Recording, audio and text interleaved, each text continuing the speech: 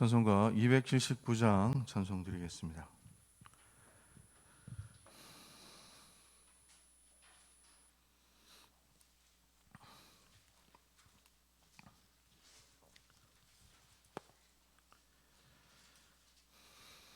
찬송가 279장입니다.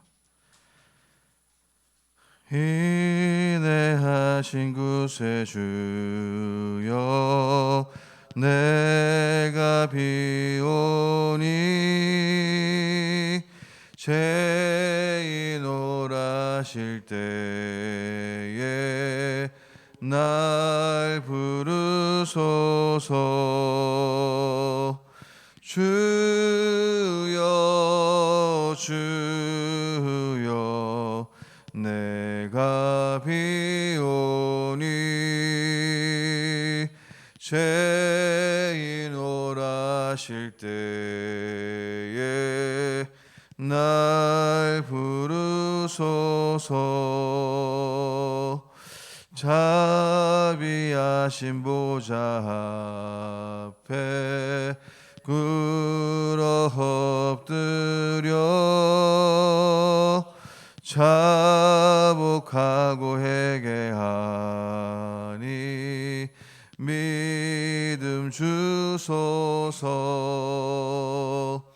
주여 주여 내가 비오니 죄인 오라실 때에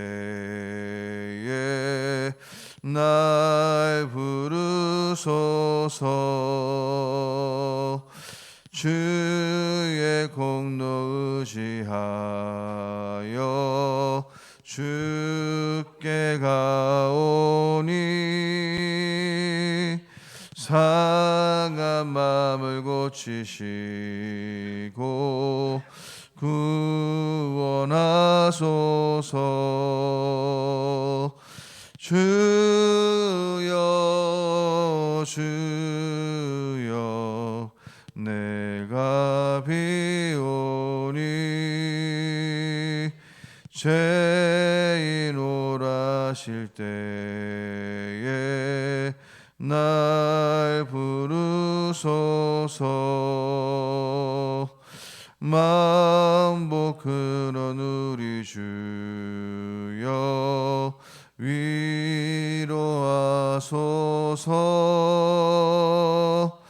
우리 주와 같으시니 어디 있을까. 주여 주여 내가 비오니 죄인 오라실 때에 날 부르소서.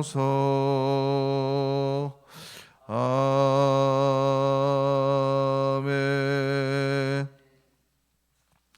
사도신경으로 신앙 고백 드리겠습니다. 나는 전능하신 아버지 하나님 천지의 창조주를 믿습니다. 나는 그의 유일하신 아들 우리 주 예수 그리스도를 믿습니다. 그는 성령으로 잉태되어 동정녀 마리아에게서 나시고 본디오 빌라도에게 고난을 받아 십자가에 못 박혀 죽으시고 장사된 지 사흘 만에 죽은 자 가운데서 다시 살아나셨으며 하늘에 오르시어 전능하신 아버지 하나님 우편에 앉아 계시다가 거기로부터 살아있는 자와 죽은 자를 심판하러 오십니다. 나는 성령을 믿으며 거룩한 공교회와 성도의 교제와 죄를 용서받는 것과 몸의 부활과 영생을 믿습니다. 아멘. 하나님의 말씀은 민수기 15장 22절에서 41절 말씀까지 교독하겠습니다. 민수기 15장 22절에서 41절 말씀입니다. 너희가 그릇 범죄하여 여호와가 모세에게 말씀하신 이 모든 명령을 지키지 못하되 곧 여호와께서 모세를 통하여 너희에게 명령한 모든 것을 여호와께서 명령한 날 이후부터 너희 대대에 지키지 못하여 회중의 부지 중에 범죄하였거든 온 회중은 수송아지 한 마리를 여호와께 향기로운 화제로 드리고 규례대로 소제와 전제를 드리고 수염소 한 마리를 속죄제로 드릴 것이라. 제사장이 이스라엘 자손의 온 회중을 위하여 속죄하면 그들이 사함을 받으리니 이는 그가 부지 중에 범죄함이며 또 부지 중에 범죄함으로 말미암아 헌물 곧 화제와 속죄제를 여호와께 드렸습니다. 이스라엘 자손의 온 회중과 그들 중에 거류하는 타국인도 사함을 받을 것은 온 백성이 부지 중에 범죄하였습니다. 만일 한 사람이 부지 중에 범죄하면 1년 된 암염소로 속죄제를 드릴 것이요 제사장은 그 부지 중에 범죄한 사람이 부지 중에 여호와 앞에 범한 죄를 위하여 속죄하여 그 죄를 속할지니 그리하면 사함을 얻으리라. 이스라엘 자손 중 본토 소생이든지 그들 중에 거류하는 타국인이든지 누구든 부지 중에 범죄한 자에 대한 법이 동일하거니와 본토인이든지 타국인이든지 고의로 무엇을 범하면 누구나 여호와를 비방하는 자니 그의 백성 중에서 끊어질 것이라. 그런 사람은 여호와의 말씀을 멸시하고 그의 명령을 파괴하였은즉 그의 죄악이 자기에게로 돌아가서 온전히 끊어지리라. 이스라엘 자손이 광야에 거류할 때에 안식일에 어떤 사람이 나무하는 것을 발견한지라. 그 나무하는 자를 발견한 자들이 그를 모세와 아론과 온 회중 앞으로 끌어왔으나 어떻게 처치하는지 지시하심을 받지 못한 고로 가두었더니 여호와께서 모세에게 이르시되 그 사람을 반드시 죽일지니 온 회중이 진영 밖에서 돌로 그를 칠지니라. 온 회중이 곧 그를 진영 밖으로 끌어내고 돌로 그를 쳐 죽여서 여호와께서 모세에게 명령하신 대로 하니라. 여호와께서 모세에게 말씀하여 이르시되 이스라엘 자손에게 명령하여 대대로 그들의 옷단기에 술을 만들고 청색끈을 그의 기의 술에 더하라. 이 술은 너희가 보고 여호와의 모든 계명을 기억하여 준행하고 너희를 방종하게 하는 자신의 마음과 눈의 욕심을 따라 엄행하지 않게 하기 위함이라. 그리하여 너희가 내 모든 계명을 기억하고 행하면 너희의 하나님 앞에 거룩하리라. 나는 여호와 너희 하나님이라. 나는 너희의 하나님이 되려고 너희를 애굽 땅에서 인도해 내었느니라.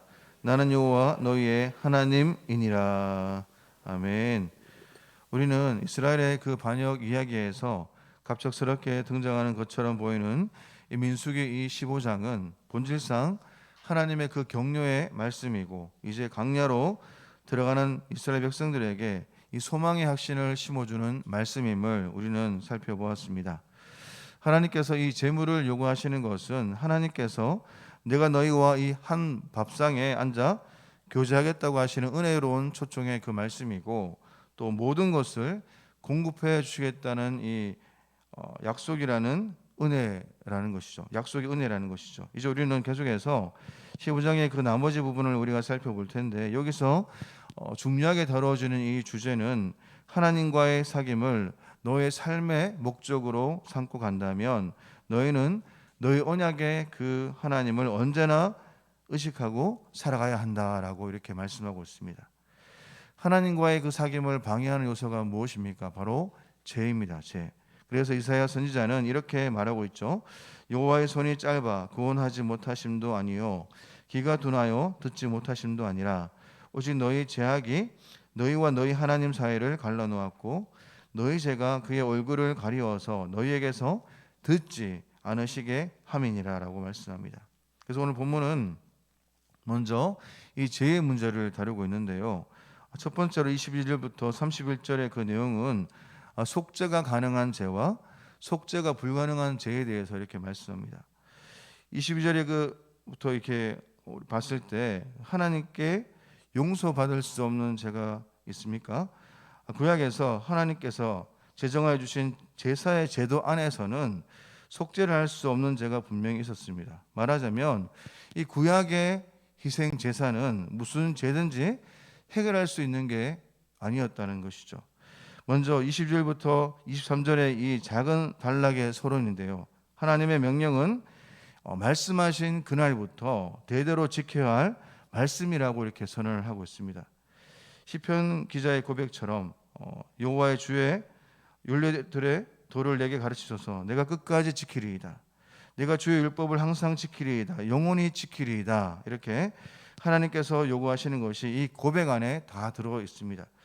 이런 고백으로 하나님께 반응하는 사람이 바로 복된 사람임을 우리에게 말씀하고 있습니다. 그러나 이런 고백에도 불구하고 이 사람은 너무나 연약해서 하나님의 율법을 범하고 넘어지는데 22절에 보니까 어떻게 말씀하고 있습니까?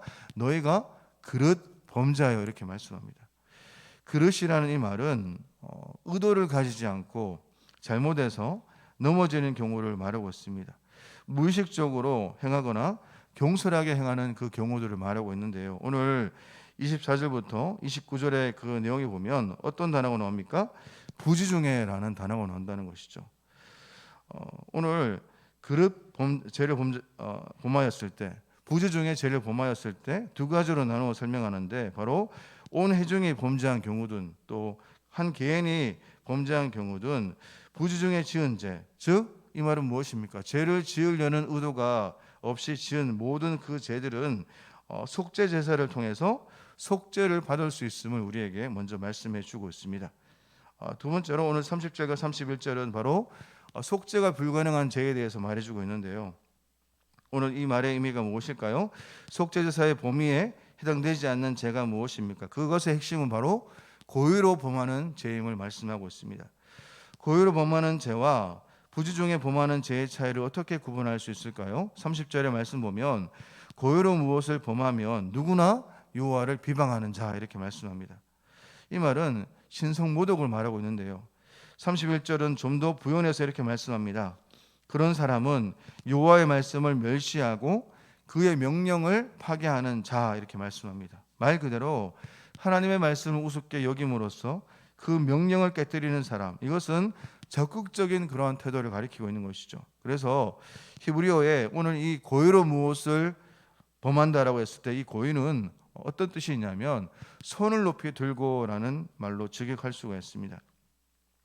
고대 근동에서 이 표현은 하나님을 향해서 반역하는 태도, 하나님을 의도적으로 향해서 대적하는 그러한 태도를 가리키고 있는데요.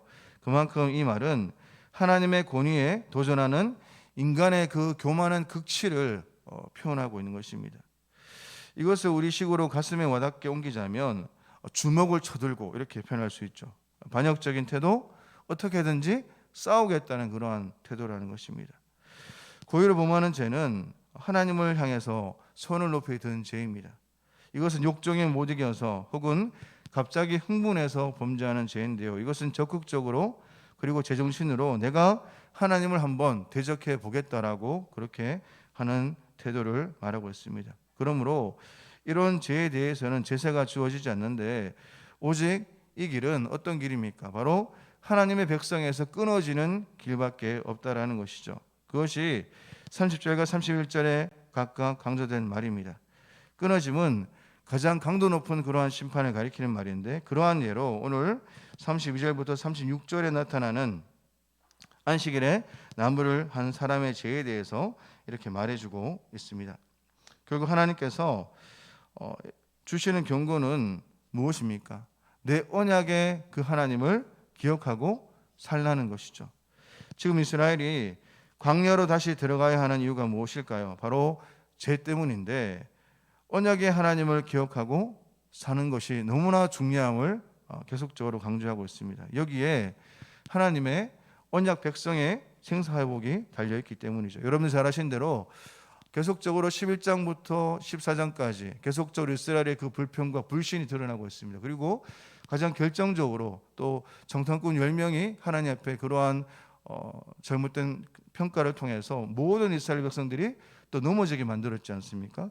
그렇게 넘어지고 있는 이스라엘 백성들을 향해서 오늘 15장의 의미는 뭐냐 하면 다시 그럼에도 불구하고 이스라엘 백성들과 언약 갱신을 통해서 다시 하나님의 언약 백성이 바로 이 하나님과의 그 언약을 기억하고 사는 것에 달려있다는 것을 강조하기 위해서 오늘 15장 본문을 이스라엘 백성들에게 허락하고 있는 것입니다.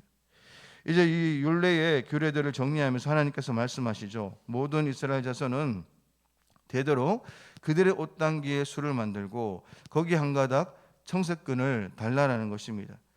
그 술을 볼 때마다 여호와의 모든 계명을 기억하여 준행하고 방종하게 하는 마음과 눈의 욕심을 따라 음행하지 않게 하고 또 하나님의 모든 계명을 기억하고 향하여 하나님 앞에 거룩하게 살라는 것인데요. 여러분 잘 아시는 대로 이 소매 끝에 술과 거기 달린 이 청색끈은 하나님의 은혜를 기억하게 함으로써 죄 짓는 것을 억제하는 그러한 상징과 표였습니다. 여러분 잘 아시는 대로 이 청색 염료, 당시에 이 청색 염료는 이스라엘과 이 레바논 연안에서 달팽이 1만 2천 마리에서 1.4g의 염료가 생산되는 대단한 이 고가의 염료라는 것이죠. 또한 이 대제사장의 의복에도 이 청색이 사용되었는데요. 지성물을 덮는 보자기도 이와 같은 그러한 청색이었습니다. 그러나 이 청색끈은 이스라엘이 하나님 앞에 너무나 소중한 존재, 이스라엘이 이제는 왕 같은 제사장임을 상징적으로 보여주는 그러한 표시라는 것이죠. 그래서 내가 누구간데 이와 같이 하나님 앞에서 소중한 그 존재가 되었는가, 은혜를 기억하라는 것입니다. 비록 이 청색 염료가 고가였음에도 불구하고 이스라엘 백성은 빈불을 막론하고 누구나 달 수 있도록 이 청색끈 하나를 매달라라고 이렇게 명령하신 것이죠. 고대 세계에서 이 옷의 끝단은 그 사람 자신의 그 연장으로 그렇게 여겼습니다. 다윗이 사울의 그 고독 자락을 베고 다윗이 마음이 찔렸던 이유가 바로 여기에 있었던 것이죠. 또 당시 남편들은 아내의 옷자락 끝을 찢어냄으로써 이렇게 이혼을 선언하기도 했습니다. 또 옷자락 끝단을 특이하게 치장함으로써 자신의 이 정체성을 표현하는 개인의 세명처럼 그렇게 사용하기도 했던 것이죠. 그러므로 하나님께서 이 소매 끝단에 술을 달고 이 청색끈을 붙이려 하신 것은 뭐라고 할 수 있습니까? 바로 하나님의 사인, 하나님의 그 서명이라고 이렇게 간주될 수가 있는 것입니다. 이것은 바로 뭐라고 선언하고 있는 것입니까? 바로 내 백성이라고 선언하고 있는 것입니다. 그가 지도자든지 랍비든지 제사장이든지 모든 이스라엘 사람들의 그 옷에 같은 역할을 한 것이 바로 이 소매 끝에 달린 술과 청색끈이었던 것입니다. 이스라엘이 하나님의 은혜를 기억하는 것은 너무나 중요했습니다. 그들은 은혜를 잊어버릴 때 범죄했고 이제 그 쓰디쓴 결과를 40년 동안 맛봐야 할 그러한 현실이었으니 하나님께서 은혜를 기억하고 범죄하지 말라고 하신 것은 얼마나 그들을 사랑하는 절절한 말씀이었겠습니까? 어떻게 이것이 가능합니까? 어떻게 용서받을 수 없는 큰 죄가 존재하지 않는다고 말할 수 있습니까? 오늘 본문에서 보더라도 그 죄의 경중에 따라서 제물이 차등이 주어졌는데 온 회중의 죄와 한 개인의 죄는 다르게 취급되었습니다. 오늘 이 구약의 제사에서 그랬지만 여러분 잘 아시는 대로 히브리서의 그 말씀 보면 이렇게 말씀합니다. 염소와 송아지의 피로 하지 아니하고 오직 자기의 피로 영원한 속죄를 이루사 단번에 성소에 들어가셨느니라. 염소와 항소의 피와 및 암송아지의 죄를 부정한 자에게 뿌려 그 육체를 정결하게 하여 거룩하게 하거든 하물며 영원하신 성령으로 말미암아 흠없는 자기를 하나님께 드린 이 그리스도의 피가 어찌 너희 양심을 죽은 행실에서 깨끗하게 하고 살아계신 하나님을 섬기게 하지 못하겠느냐라고 말씀합니다. 그리스도께서 희생 제물이 되셨기 때문에 하나님께서 용서하지 못하실 큰 죄가 없다라고 이렇게 먼저 선언합니다. 하나님께서는 하나님 앞에 회개하는 모든 사람을 그리스도의 속죄의 근거에서 능히 용서하십니다. 그러나 이 회개도 그러니 여러분들 잘 아시는 대로 하나님의 선물이라는 것을 여러분들 반드시 기억해야 합니다. 이스라엘에게 회개함과 제사함을 주시려고 그를 오른손으로 높이사 임금과 구주로 삼으셨느니라 말씀하시죠. 그러니 우리의 구원은 처음부터 끝까지 은혜가 아닌 것이 아무것도 없다는 것입니다. 하나님께서는 구원하시기로 작정하신 모든 사람을 하나도 잃어버리지 아니하시고 그리스도의 희생으로 속죄하시고 용서하시고 구원하십니다. 이 모든 것의 중심에는 그리스도께서 우리의 희생 제물이 되셨다는 사실이 있습니다. 하나님께서 용서하실 수 없을 만큼 큰 죄를 지었기 때문에 지옥에 가는 것이 아니죠. 죄인이 얼마나 큰 죄를 지었는가가 문제가 아니라 그 죄를 끝까지 하나님 앞에 회개하지 않았기 때문에 죄인이 지옥에 가는 것입니다. 죄가 문제가 아니라 무엇이 문제입니까? 회개하지 않는 것이 문제라는 것이죠. 그러므로 우리가 할 것은 오늘 41절에 있는 말씀대로 너희 하나님 여호와를 기억하라라는 것입니다. 그래서 오늘 특별히 본문이 속죄받을 수 없는 죄로 안식일 범죄를 다룬 이유가 있는데요. 안식일은 바로 언약의 표징이기 때문에 하나님의 그 언약 백성에게 너무나 중요한 표지였고 그 입안은 심각히 다루어졌던 것입니다. 출애굽기 31장 13절과 14절 말씀에 이렇게 말씀합니다. 너는 이스라엘 자손에게 말하여 이르기를 너희는 나의 안식일을 지키라. 이는 나와 너희 사이에 너희 대대의 표징이니 나는 너희를 거룩하게 하는 여호와인 줄 너희가 알게 함이라. 너희는 안식일을 지킬지니 이는 너희에게 거룩한 날이 됨이니라. 그 날을 더럽힌 자는 모두 죽일지며 그 날에 일하는 자는 모두 그 백성 중에서 그 생명이 끊어지리라. 지금 여기서 우리는 또 율법이구나, 또 안식일을 지키는 말씀이구나 라고 반응해서는 안 됩니다. 하나님께서 본문 마지막에 이 소매 끝에 소를 달고 청색끈을 더하라고 하신 것을 반드시 기억하십시오. 여러분의 삶의 모든 일상 속에서 그 하나님의 은혜를 기억하는 것을 요구하고 계십니다. 하나님의 은혜를 기억하는 데서 우리는 우리를 방종케 하는 그 마음과 눈의 욕심을 따라서 살지 아니하고 주의 모든 계명을 따라 살림을 얻습니다. 그래서 순종의 동기는 무엇일까요? 바로 이 은혜를 기억하는 것입니다. 41절은 나는 여호와 너희 하나님이라 라는 말로 시작해서 그 동일한 선언으로 마치고 있습니다. 이것이 오늘 우리들 하나님의 언약 백성을 향하신 하나님의 마음이고 계속적으로 너희 언약의 주를 기억해라. 너희 삶은 모든 순간에 내가 너희 하나님을 기억하는 것임을 계속적으로 말씀하고 있습니다. 이 은혜를 기억하시면서 우리 가운데 오늘 계속적으로 우리에게 찾아오신 하나님의 그 은혜를 기억할 때 우리는 방종하지 아니하고 교만하지 아니하고 또 언약 백성답게 살아갈 수 있음을 말씀하고 있습니다. 그 부르심을 기억하면서 오늘도 그 하나님의 그 언약을 기억하면서 또 하나님의 은혜를 기억하면서 믿음으로 살아가는 저와 여러분의 인생 되시기를 축원합니다. 기도드리겠습니다. 하나님, 우리의 오만함과 교만함으로 또 하나님 앞에 의도적으로 하나님의 은혜를 거절하고 살아왔던 방만했던 인생임을 이 시간 고백합니다. 우물과 저로 죽어서 처절하게 파멸할 수밖에 없었던 인생이었음에도 불구하고 그런 인생에게 다시 찾아와 주셔서 하나님을 찾을 수 있도록 은혜를 주신 하나님 너무나 감사합니다. 오직 하나님을 기억함으로 은혜에서 멀어지게 만드는 모든 악의와 교만으로부터 지켜주시고 또 하나님의 크신 은혜를 더 깊이 알아가는 우리가 될 수 있도록 은혜를 내려 주옵소서. 또 오늘 엘림 행복학교와 매주 수요일마다 진행되는 모든 그 사역 가운데 수요 예배 가운데 은혜를 내려주시고 하나님의 마음을 기억하는 우리의 모든 예배 될 수 있도록 은혜를 내려 주옵소서. 거룩하신 예수님의 이름으로 기도드립니다. 아멘. 하늘에 계신 우리 아버지의 이름을 거룩하게 하시며 아버지의 나라가 오게 하시며 아버지의 뜻이 하늘에서와 같이 땅에서도 이루어지게 하소서. 오늘 우리에게 일용할 양식을 주시고 우리가 우리에게 잘못한 사람을 용서하여 준 것 같이 우리 죄를 용서하여 주시고 우리를 시험에 빠지지 않게 하시고 악에서 구하소서.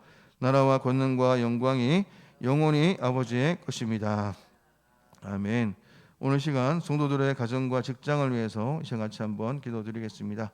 가정마다 하나님의 은혜와 성령의 기름 부으심이 있도록 또 성도들의 직장과 생업에 번창을 주시고 직장 속에 그리스도인으로 승리하는 성도가 될 수 있도록 한우들의 그 치유와 회복을 위해서 기도하시고 수예배 활성화와 말씀 전하는 이 설교자를 위해서 오늘 엘림 행복학교에 어르신들이 많이 참석해서 은혜를 경험할 수 있도록 또 모든 섬기는 이들 가운데 하나님의 위로와 은혜가 충만할 수 있도록 은혜를 부어달라고 또 기도하시고 오늘 말씀 들은 대로 하나님의 말씀을 기억하고 또 하나님을 기억할 때 우리가 방종하지 아니하고 교만하지 아니하고 하나님의 그 마음을 기쁘시게 하는 그러한 삶으로 나갈 수 있음을 말씀하고 있습니다. 이 말씀을 기억하면서 오늘도 우리의 모든 그 삶 속에서 하나님만을 의지하고 하나님 은혜를 기억하는 우리의 모든 삶이 될 수 있도록 은혜를 부어달라고 이 시간 같이 한번 우리가 주여 일창하고 같이 한번 이 시간 기도 드리겠습니다. 기도하겠습니다. 주여